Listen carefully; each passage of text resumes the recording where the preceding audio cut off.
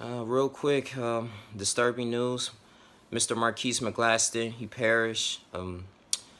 He was later killed by perpetrator Michael Dracos, a 47-year-old. Markeis McGlockton was 28 years old. He had three young kids. He had a young girlfriend as well, and they were parked at a convenience store in Clearwater, Florida.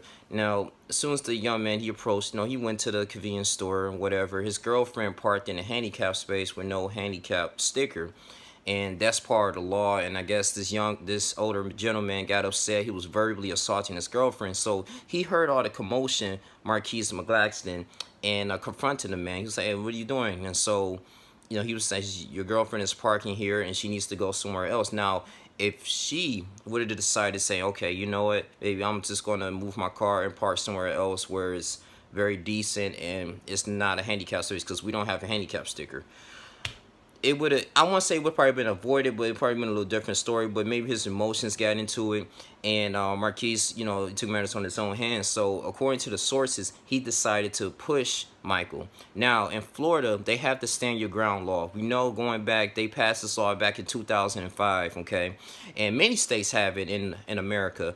Specifically, it was really famous for the Trayvon Martin case and George Zimmerman, who was supposed to be this neighborhood watch, and he was confronting this young man, and Trayvon Martin was minding his own business, and I think he assaulted George Zimmerman first because he felt like he was just invading his privacy, and that's when he was getting the best of him.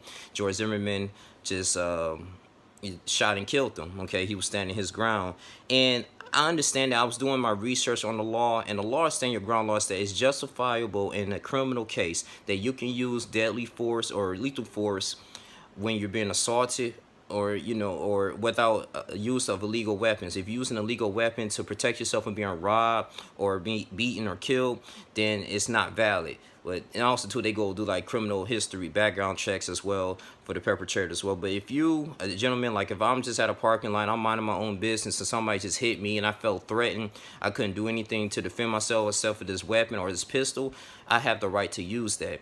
And they're going to go by that in court. So Bernie McCain, he's a state attorney.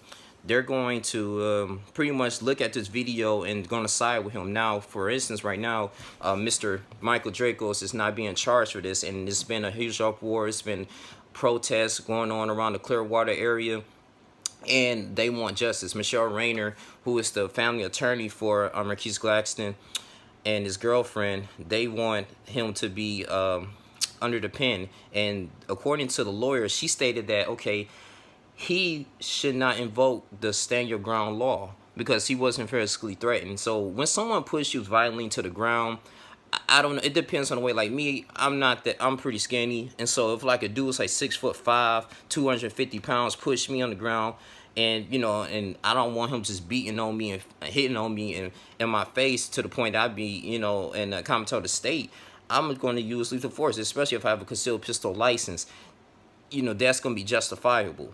And it's not an illegal weapon. He's not doing any type of legal activity. I'm not standing up for Michael Dracos, but I just feel like this is another black man that's killed. He's 28 years old. Another family household that's broken down, was actually without a black father. And I'm just trying to figure out ways, as a way he could prevent this situation. If there's a way that he could have told his girlfriend, hey, just park somewhere else, or just leave, or call the police. But it's just a really sad situation. Me personally, I think that Michael Dracos should be charged to somewhat degree, maybe at least second-degree murder or something, man. But according to the law, since I did some research on findyourlaw.com, it's going to be very hard to go around this because they passed this in 2005. Many states have it, like Michigan has it, Missouri, South Dakota, North Dakota, not North Dakota, Ohio, Missouri. You have, I said Ohio, West Virginia. I mean, many other states, Alabama, Alaska, Georgia, they had these type of laws. And also, too, they implement the castle law. And the castle law is that you can use deadly force when someone's invading your property or you're, damaging your car, vandalizing. And, but the thing is, you can't use that against them if they're retreating. That's the only way. So, but it could get really tricky. And I just feel like, man, it's a really sad situation. I'm just sick of, like, hearing, like, black men getting killed. It's very sad.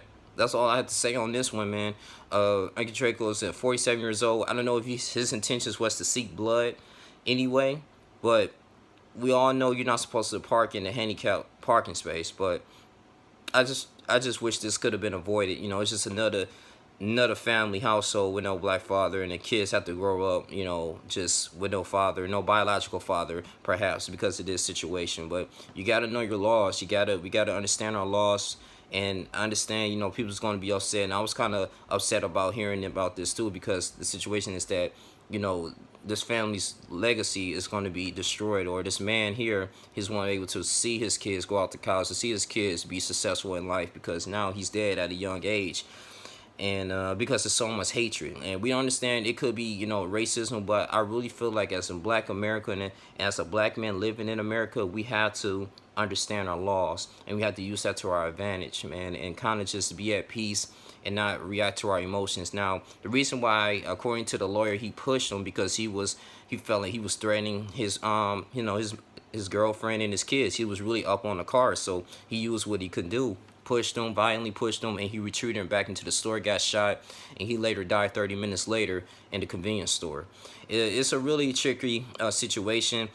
Me personally, if I was the attorney for Markeis McGlockton that died, I want some justice, at least. Maybe he'd be under the pen, maybe do some community service, because I don't think he should be running around scot-free. But it's going to show you in the black America, man, you know, the laws can be used against us, and, you know, stand your ground laws pretty much don't really apply to African Americans, I feel like, you know. But this is my take on this. No draw this too long. You guys continue to subscribe. Gotta get up out of here.